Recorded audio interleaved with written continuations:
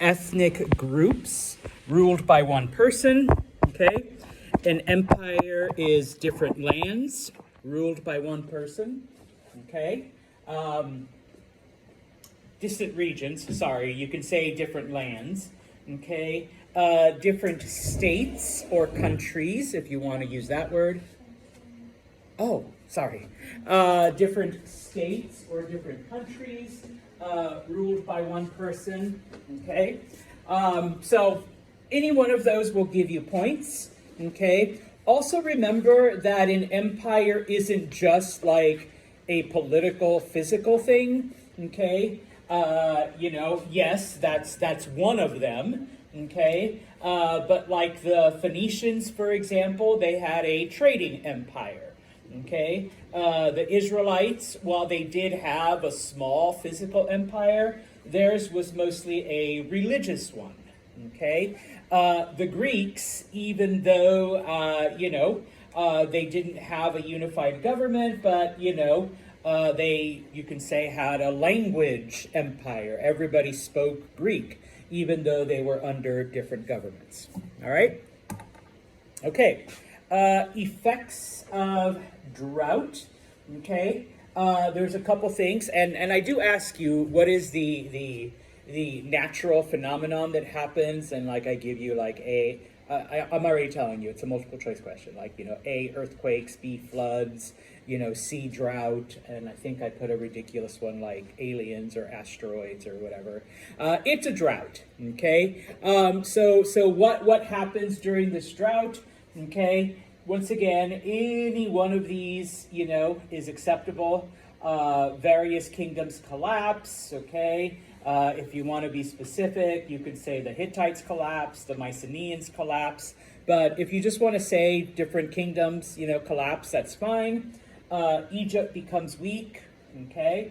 But probably the most important one, okay, is that those Central Asian tribes move into those areas and take over, okay, type of thing. All right. Good. Yes. All right. Is moving on. Okay. The importance of a camel in a time of drought. Okay. Why does the domestication of camels become important here? What's special about them? Louder, Kia. Transportation, yes, and they can go a long time without water. Okay, so during a drought, all right, that becomes a pretty good, vehicle, let's say. Okay, and of course, the other thing that happens during this time is the development of iron, or the discovery of iron. What is the importance of iron? Okay, number one, stronger weapons, but most importantly, better tools that don't break as easily. Okay, which is doubly important if you're going through a drought and the soil is extra dry, extra hard, extra difficult. Okay? All right. Looking then at the first empire, the Assyrians, one or two examples of what they did to terrorize the people that they conquered. Okay? So in this case, they were taken prisoner, okay? They were taken as slaves, all right? They were forced, into work, into labor, okay? They were forcibly integrated, all right? So, prisoners were married off to Assyrians and stuff like that, okay? They were deported, they were moved to other parts of the empire, and then, of course, the one that was just too risque to put up here and in your textbook. Yeah, oh, thanks, Olivia. She's like doing this to me. Yeah, cut off thumbs, cut off toes, all right, and other appendages, kind of as an example to other people. Okay? You should know where Persia is. Before I go to that slide, where is it? What modern day country? Iran, yes. Bless you, whoever sneezed. All right. Where are you? Okay, I'm not gonna. There we go. Modern day Iran. Okay. So, if you want to just say Iran, I-R-A-N, boom, or modern day Iran. Okay. Why was Cyrus called the Great? Okay. What did he do that he deserved that title? Okay. Number one, he conquered a lot of land. Okay, and that's probably the biggest thing. Okay, from Greece to India, all the way down into Egypt. Okay, conquered a lot of land. Second, okay, all of the people that had been taken, prisoner by the Assyrians and by the Chaldeans and by whatever, he liberated them. Okay, he let them go back to their homeland. He literally gave them resources to rebuild. One example is the Jewish people that were taken into to the city of Babylon. He allowed them not only to go back to Israel, but actually gave them money to rebuild rebuild Jerusalem and rebuild the temple. Okay, so conquered a lot of land, tons and tons and tons and tons of land.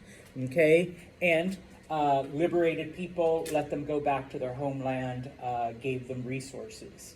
Okay, how did he die? Oh, sorry, Jose.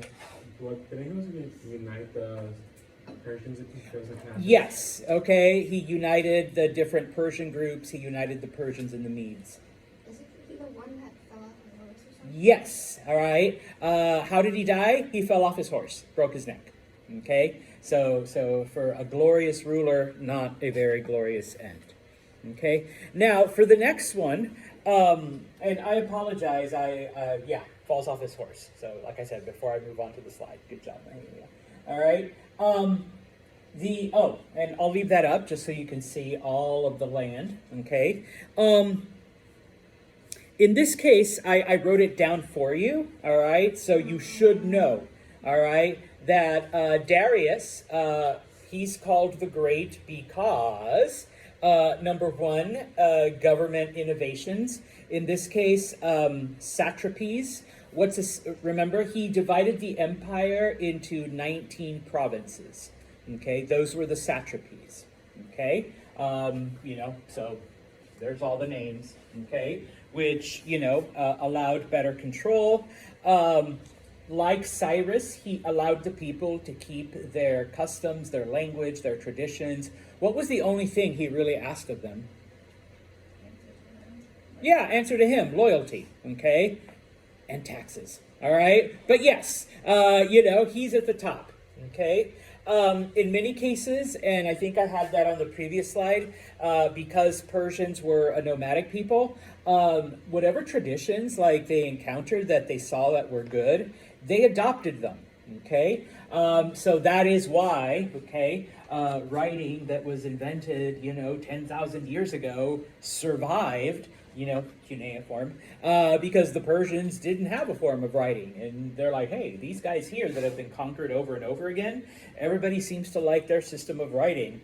And then finally, remember, he tried, or he did, in unifying, don't walk away, in unifying everything. He unified not just, lands, but money, weights, and measures, okay? Because back then, everybody measured things differently, distances weren't uniform. Well, he basically said, no, let's just make one standard, okay? Do we have that today? Oh, yeah. With the exception of the United States, Burma, and Liberia, what does the entire planet use? Metric. Yeah. So kind of got the ball rolling. Not that he invented metric, but got the ball rolling that, maybe we should all use the same system. Okay. And then, of course, I would like you to mention his building projects. Okay. Number one, the Royal Road. Okay. That road from the capital of Persia all the way to Greece, or I guess you can say Europe. Okay. The different canals that he built, because remember, Persia is the first society that kind of exists away from a major river. So you got to bring the water from where it is to where you need it.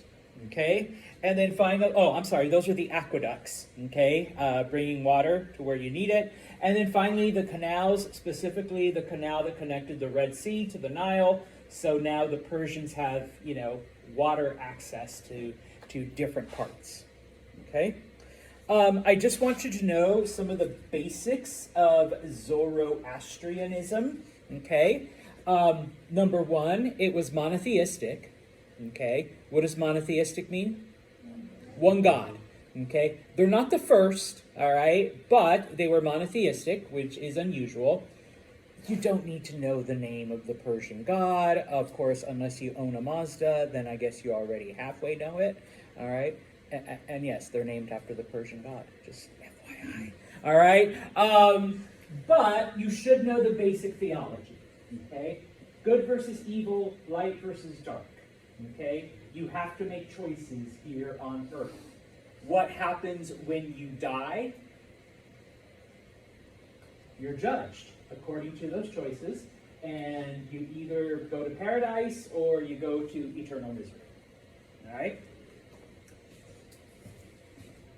That's it, all right? If you want, oh yeah, it's Ahura Mazda, it's Ahriman, blah, blah, blah, okay? Then I suppose you can, all right? But otherwise, okay? The other two things that could help you also, anyone remember what, before I change the slide, anyone remember what the priests were called? Oh, that's okay. Magi, okay? What word do we get from magi? Magic, or magician, yeah, okay? Because they made things happen, all right? And of course, fire was an important part of their services. Now, some of you Catholics might say, well, we like candles. Oh, no, I mean like real pyrotechnics, all right? Cool fire, all right? How did they dispose of their dead? You should know this, because this was different from most other groups. They just left them out in the desert, and you became, crow food and buzzard food and, whatever other animals are out there that scavenge dead flesh. All right? We've gone over this several times. I shouldn't have to show you the slide. And Jose, you're the one always answering. So despite the fact that the Greeks were all separate little governments, what were the two things that they shared in common? Language and religion. All right, yes, language and religion. Okay, and we talked about this as well. The two most important ones, typically the only two you'll study in a class like this. Athens and Sparta, yes. Even though there were like almost 150 of them, okay, Athens and Sparta are the only two that we look at because they were the most important ones, okay? Religion, language, all right? As usual, I don't ask you to remember a lot of dates or a lot of battles, okay? But of course, these are too important to let them go by. You should know about the Bible Marathon, okay? Who wins and what's the result? Greeks win, okay? If you want to be specific, you can say Athens wins, all right? But Greeks win, all right? And the result, Persians leave Greece for 10 years, okay? Scares them away, all right? I am going to ask you, even though I don't have it on here, but you do need to write it in the Persia part. What magic word did the Greek runner yell out when Athens won, when he got back to Athens? Some of you are wearing it right now. Nike. All right, yes. Okay, what does Nike mean? Victory. Victory. All right. Some of you are like, Adidas? No. Okay. Champion? No. Nike. All right. The Battle of Thermopylae is the next one. Who wins? The Persians win. Okay. The result? The slaughter of 360 Spartans. But what does this allow? They stole them, right? Yes. They stalled them so that the Greeks could retreat, regroup, all right, and come back more powerful. All right. So yes, they basically just sacrificed their lives so that the rest of the Greek army could, retreat and be able to regroup. And then finally, the Battle of Salamis. Okay. Who wins here? If you want to say the Greeks, that's fine, but specifically, it's the Athenian navy. All right, because it's a ship battle. Okay. And what is the result? It's the end of the war. That ends the war. Okay, because they destroy the Persian navy. And so the Persians can't send more troops across. All right, so it brings an end to the war. Okay. Bless you. Questions before we go to... All right. Now, looking at some of the other empires, all right, the only thing I want you to remember, the two most important contributions to history that the Phoenicians make.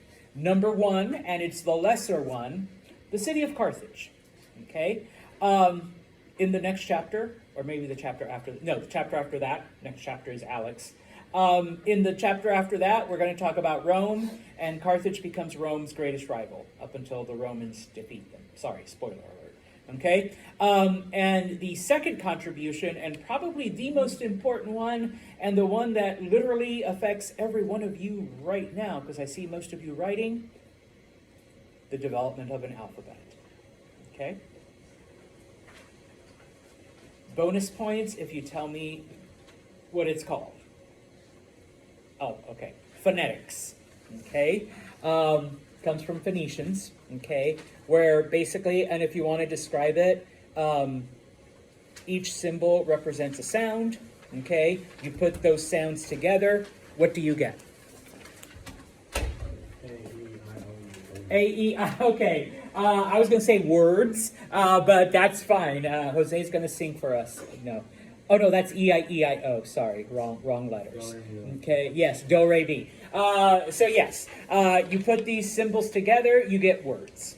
Okay, so those are their two most important contributions. Turn the page. You should understand some of the basics of the Israelites. Okay, but the most important thing, okay, number one, they are the first monotheistic group. Okay? I've already asked you what it means, but okay.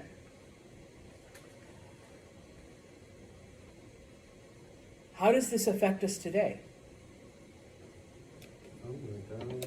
Yeah, okay, you can't list them all. All right, but number one, you can say that 3 of the world's major religions, Judaism, Christianity, and Islam, can all trace their roots back to the Israelites, number one. Number two, most religious groups, even, I don't want to say made up ones, but even like the made up ones, like Pastafarianism, are what? They're monotheistic. Yeah, it's the flying spaghetti monster, not the monsters. Okay, only one. Okay, and once again, even if you're atheist, I've never heard an atheist tell me I don't believe in gods. They just say God, singular. Okay, so yes, this idea of monotheism then permeates everything we do today. Okay, now. I wrote this down for you. You do need to know what a Varna is. All you need to be able to tell me is that it's one of the 4 social groups in the Indian caste system. Okay? You don't need to know the actual names, all right? If you guys take like History 500 at whatever college you transfer to, and it's about Indian history, then yes, you will have to memorize them. But for now, as long as you know that it's one of the 4 social groups, okay, boom, you're good to go. And if you want to say, oh yeah, it's the ruling class, the warrior class, the farmers, and the merchant class, and then the unskilled labor, that's fine, okay? But you don't actually need to tell me the names. You do need to know that Jati are the subgroups, and I know I'm only showing you chapter 4 right now, but that comes in chapter 5, okay? So those are the subgroups within the Varnas, all right? How do you move up and down between Varnas and between Jatis? Reincarnation, okay? But what do you have to do before you reincarnate? Sorry, yes, die. Okay, so die and reincarnate. Die and reincarnate. That is the only way you move up or down. Okay? I wrote this down for you so you wouldn't have to. Okay?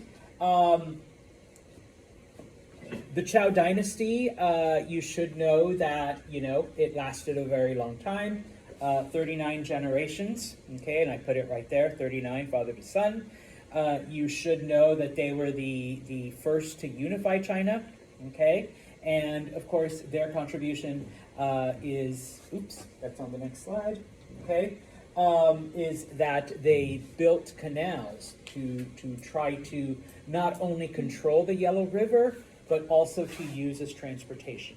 Okay, so during the Chow Dynasty, we see canals connecting different parts of China. All right. You should understand the concept of the mandate of heaven. Okay, let's go to this. Oh, well, we'll start here. The mandate of heaven is basically the universe choosing your family to rule. All right? If the universe approves of your family ruling, okay, it's your job to rule with honor and try to promote this harmony in the universe. Remember, good, bad, light, dark, okay, kind of keep it in balance. If you would like to do this, that's fine, okay? Everything is going great. There's peace. The universe is in harmony, okay? What happens if your family loses the mandate? Well, we start seeing corruption, taxes, natural disasters, floods, invasions, etc., etc. And so then, who takes over? We have the Tories ruling, and I'm sorry, Tory, but China has become corrupt under her family. So now the Olivias rise up and do what? Yeah, overthrow them, okay? And so now they have the blessing of the universe, the mandate of heaven, and the cycle begins again, all right? There's peace, there's prosperity, there's all of this other stuff. It could last 10 years, 20 years, 100 years, 500 years, but eventually we begin to see the corruption seep in, and then the cycle continues, okay? Questions on that? Because this actually brings us to the end of chapter 4. All right? Because axial age, and I know oh dear God, don't do this to me. All right, I apologize. See, look, even I'm affected by monotheism. I just said dear God, not dear gods. All right? Dear gods, don't do this to me. There we go. To placate the polytheists among you. All right, don't worry. We got this. All right. Keep changes. All right, so you should know what the axial age encompasses. I asked you on Monday, but remember, it's from the year 1000 to quote-unquote 0, okay? If you want to describe, new ideas rose up during these 1,000 years, old empires collapsed, new empires came during those 1,000 years, and then, of course, certain empires, evolved and changed over that time, okay? And then, of course, finally, during these 1,000 years, we see the very first complex societies in both Africa and the Americas, okay? You don't need to write this down because I wrote it for you.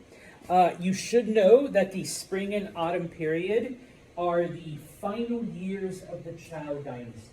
Okay? That's when Chow's society begins to collapse. Okay? And then you should know that the Warring States period is that period of about 200 years where there's like civil war amongst all of the groups in China. Okay? And then, of course, you should know who eventually comes out on top. I wrote it down for you, the Qin dynasty. Okay, they're the ones that, after 200 years of civil war, okay, they're the winners. Okay? You should know some of the basics of Confucianism. Okay? So, some of the things that will get you credit. Number one, people are naturally good. If you leave them alone, they'll do the right thing. Okay? That's the basic belief of Confucianism. Oh, sorry. It's right here. Had my hand on the wrong thing. All right? Leave people alone, they'll do what's right. Okay? Number two, you should teach people loyalty to family. All right? Because your family is basically the first government you ever encounter. And so as you grow up, loyalty to family translates to what? Loyalty to the government. Okay? Because you're loyal to your very first government, mom and dad telling you no Kiara. All right? And so then when you're a grown-up and the government says no Kiara, okay, yeah. All right? It's the same thing. All right? Couple of other things, okay? Confucianism believes in education, all right? That everyone should have access to education, not just the ruling class, all right? You should respect scholars, all right? Because obviously, they're the smart ones. You should listen to them, okay? Did Confucius see himself as a leader or as a god or no? Okay, he just saw himself as a teacher. Okay, did he sit down and go, "Ooh, this is good shit I'm talking about. I'm gonna write it down and give it to people"? No. Who put all of his teachings together? His students. Yeah, and it didn't happen until after he died. Okay, so it wasn't him sitting, "Oh yeah, I'm gonna make bank here with all of these good sayings." All right, type of thing. Okay. If you want to talk about, okay, there were certain rituals you had to do. There were certain ideas you had to have, okay, but in the end, Confucianism wants you to become, sorry ladies, the perfect man. Let's go with perfect person, okay, and then because people are just naturally good, you actually don't need laws after that because everyone just does what's right, okay? If you want to draw, you can, but when you describe Taoism, okay, go with the flow. Be like melting ice. Be like a leaf in the wind. Be like a sand on the beach. I don't know what other analogies I can think of. Basically just the universe is trying to balance itself. Who are you to try to stop it? Okay? What do I mean when I say if you want to draw, you can? Because this basically encompasses the philosophy of Taoism. All right? The yin and the... And if you want to use the words yin and yang, that's fine as well. Okay? Balance in the universe. Harmony in the universe. You don't fight the will of the universe, okay? If it wants, there's no leaves out there, sorry. If it wants those leaves to float over to the elementary school, then, why are you taking your leaf blower and pushing them somewhere else, okay? If your ice is going to melt, why are you trying to keep it solid? Obviously this is what the universe wants, okay? Finally, the philosophy of legalism, okay? Humans suck, all right? Humans are evil. Humans are horrible. What? Jose's like, yeah. What's the only way to get humanity to do what's right? Strict laws, and if you don't follow them, harsh punishment. Yes, make it hurt, all right? Lose a limb, lose your life, okay? 10 whippings, whatever, okay? So. Huh? Watch your wife get eaten by pigs. I'm sorry, I didn't hear you. Watch your wife get eaten by pigs. Yes, thank you. I don't know where you came up with that, but okay, yes, you throw them to the pigs. But humans are evil. The only way to get them to do what's right is harsh punishments and strict laws. Okay? Some of the military advancements of the Qin dynasty, you can list them all, you can list one or two. Okay? Obviously, iron. Okay? So if you want to say they used like iron lances, they used iron armor, great. Okay? Probably the most important ones, they invented the crossbow. Okay? I used the fancy word conscription, but what in normal English, what is conscription? Ooh. No. Yeah, kind of. They used the census for this, for the draft. Yeah, they basically drafted people, okay? Forced them to fight, okay? And remember, up until this time, only the warrior classes fought. All right, if you were a farmer, you didn't fight. But now under this system, if you're a male farmer between the ages of 18 to 30, yes, guess what? You're going to be taken and forced to be in the army. Okay? Because of that, we see armies of 1 million plus. All right, never seen those before. And of course, and these are kind of like lesser things. Because you have these giant armies now and you want to keep them fighting. Once upon a time, people only fought like in the summertime, like in nice weather. But now, like, you fight year round. Okay? Like I said, you don't need to list them all. Two of them, one or two. Okay? Agriculture. Some of their agriculture advancements. Okay? The idea of crop rotation. And if you just want to draw it, once again, those of you that can draw way better than Mr. Santos, okay?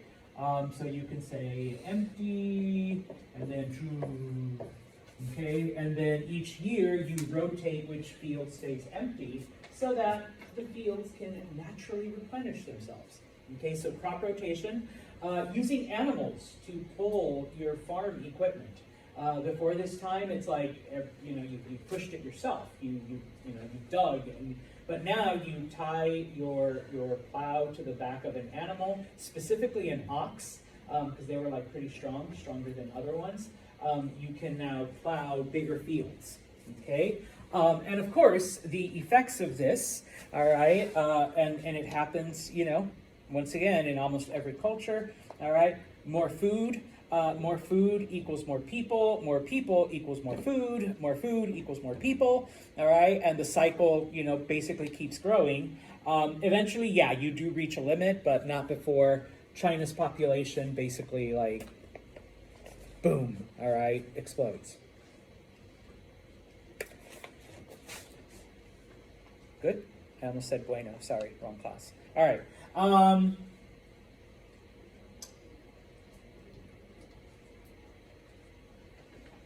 I already mentioned this. I combined it with the other thing. You should know the Jatis were sub-levels, and just like the Varnas, you have to die and reincarnate to move. Okay? Where did the new... we see the creation of a fifth class, a fifth Varna. All right? Did they put it at the top or the bottom? Way at the bottom. Way at the bottom. And where does it come from? No, okay. The garbage cleaners, the garbage picker uppers, okay? Because you touch garbage, you are so impure. All right. Last bit, okay? You should be able to give me some of the basics of Jainism, okay? Give up everything you own. Give up all pleasure. By doing that, you will purify your soul and become one with the universe. Jainism doesn't give it a name, all right? That's Buddhism, but it's the same idea. You become one with the universe, okay? You do need to understand the concept of ahimsa, okay? Ahimsa is harm no living being. And that's not just humans, okay? That mean spider in your bathroom? No, you don't stomp it. You don't kill it with your shoe. You gently pick it up, put it outside your window, and let it live. Kiara's giving me nasty looks now. Let it live its happy spider life. Okay, so no harm to living beings. Okay. Now, even though it's not explicitly said, if you're not harming any living creatures, what kind of diet are you having then? You're a vegetarian, yeah. So if you want to, like, Ants are lives too, though. huh? Ants are lives too. Yeah, but okay. Now, Buddhism. First off, it's not up here, but what does Buddha mean? Does anyone remember? Whoever said that, yes, the enlightened one. Say it louder so I know you said it. I only knew because you smiled. All right, so yes, the enlightened one. Okay. Who was Siddhartha? Okay. As long as you tell me he was from the warrior class, he was rich, he lived a sheltered life, literally never left the family compound. Okay. Until one day he goes out and is like, whoa. Not everyone lives the way I do. Okay, people, life sucks for most people. All right, so basically, he goes out, gives up everything, and wanders around India searching for the meaning of life. Okay, because obviously there has to be more than just living, dying, and being reborn. And for most of the people, because that's why it's a pyramid. For most of the people, they're pretty horrible lives, okay? All of the lives that they're leading, okay? So he says, yeah, there has to be more than just that, okay? Living, dying, being reborn in the same, pardon my Hindu shitty life, okay? Let's see, the basic philosophy of Buddhism, okay? Life sucks, all right? Life is full of suffering. All right, life is not easy. Number two, the reason why life is hard and the reason why you suffer is because you do have desires. All right, you want things that you can't have. Okay. Number three, in order to avoid that, you have to get rid of those desires. You have to not want this. You should be happy with what you have. All right. Now, yes, it is hard. Okay. And so in order to get rid of those desires, there are certain things you need to do, okay? Clean thoughts and meditate and do the right thing and good books and surround yourself with good people, okay? I don't want you to, it's literally called the Eightfold Path. I don't need you to memorize that. Just that, number one, life sucks. Number two, it sucks because we want things we can't have. Number three, if you want to have a better life, then be happy with what you've got. And in order to achieve that, there are certain things that you do, okay? Does it happen in like a week, a month after Mr. Santos' seminar? Josie's going no, okay? Correct. How long does it take?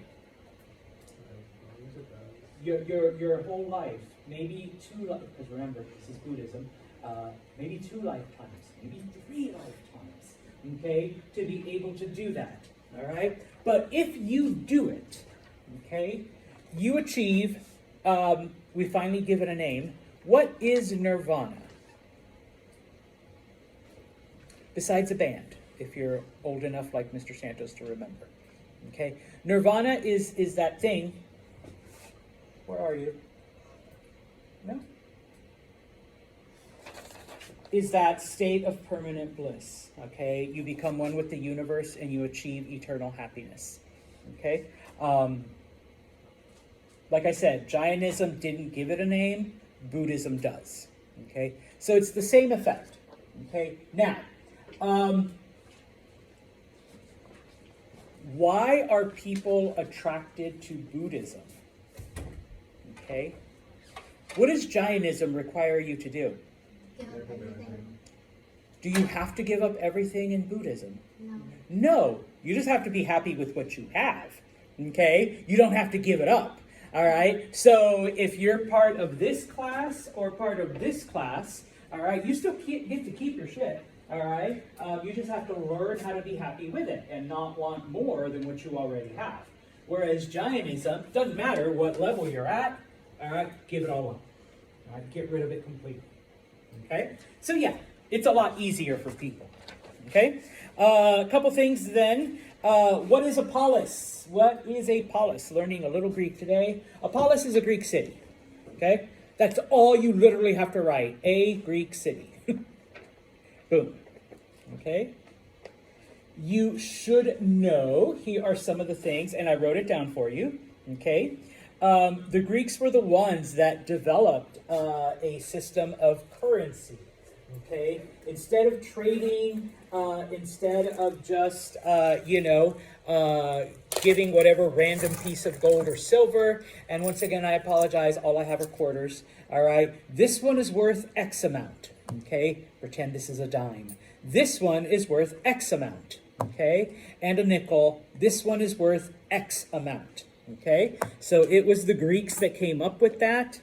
The Greeks also came up with, where are you? Here we go.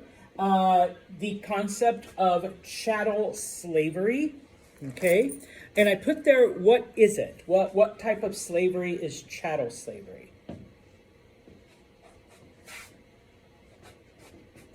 Okay, buying and selling people because you want them to do stuff that you don't want to do.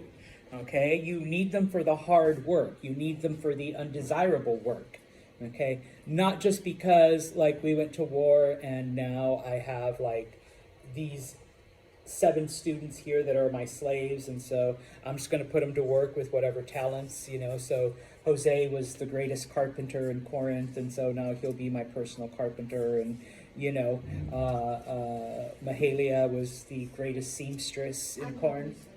Huh? I know, but for this example. So I'm going to have her make all my clothes because, the best clothes maker. Well, no. In this case now, we're just buying and selling people because we want them to do the hard work that nobody else wants to do. Okay? Let's see. You should know a little bit about Socrates' philosophy. Okay? So I'll put this up here because you do need to know all 3 of them. Okay? Socrates' philosophy, basically trying to figure out the meaning of life. Why are we here? Okay, what is our purpose? All right. He taught a lot about ethics and morality. All right, the goodness of humanity. Okay. And of course, if you were his student, what did he encourage you to do? Question everything. Okay, don't just believe it because, and honestly, you really shouldn't believe shit just because Mr. Santos tells you. All right, you should, follow it up and look stuff up on your own, or you should, and some of you, Mr. Santos, like, boom. Thanks, Mahalia. I don't know. I think it was Socrates.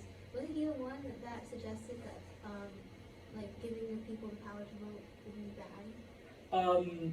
He was one of them, yes, because there were some people that were basically like, no, most people are stupid and they'll vote for like the weirdest shit, and so it's like you can't give them that much power.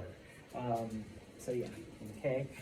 Plato, though, he was the big advocate of that because, and that's actually like a good lead-in, because remember, in this case, he believed that, number one, there was an ideal form of government, and he wrote about this in The Republic, where some people are meant to lead, okay?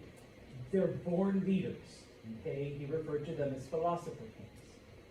Some people are meant to be followers, okay?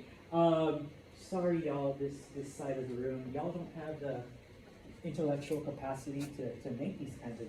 So, obviously, we don't want them voting, Mahalia, all right? So, all of the decisions, everything should just come from the ruling class, right here, the philosopher kings, because they were born smarter, and they were born with more wisdom, and they've gone to school, and so they now know how to apply all of that.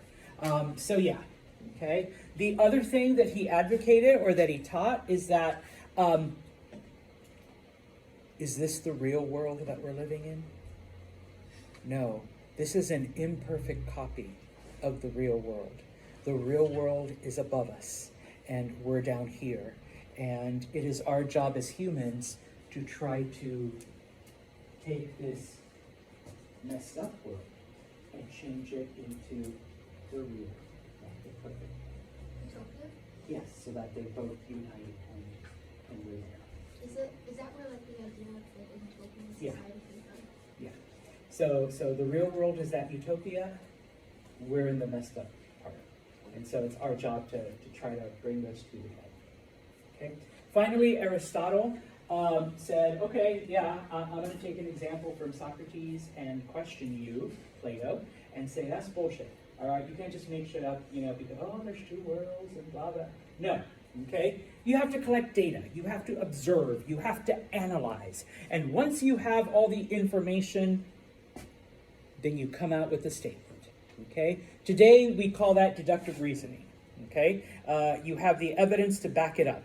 All right? Where is the evidence that there's this perfect world floating above us? All right? Type of thing. All right? There isn't. Okay?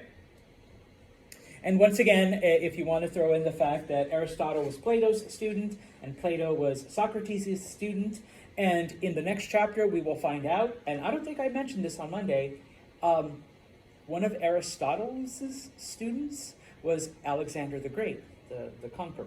Okay, so he was a pretty smart guy. Okay, finally, last three. The crops, I want you to know just what crops the Chavin developed. Oops, let's go back, sorry. Okay. What is maize again? Corn. Potatoes. Okay, those were the two big ones that they developed. If you write corn, that's fine. If you write maize, you get to be extra like Santos. All right. You should know what crops the Olmec developed. Okay, once again, still corn, still maize, but with the Olmec, we also get beans and squash, okay? And probably the best one of all,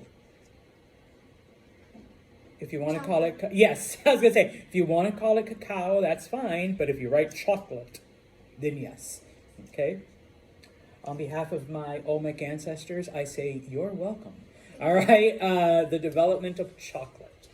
Okay, and then the last thing two last things. What did they leave behind? And I started the class with this. Fahrenheit. Yes, all right. The society collapsed. We don't really know why or what happened, but all we have found of them, in addition to like some minor writings and archaeological stuff, are these giant heads. Okay. What animal did both of these groups revere? What did they think was like the ultimate king of the animals? Say it louder, Josie.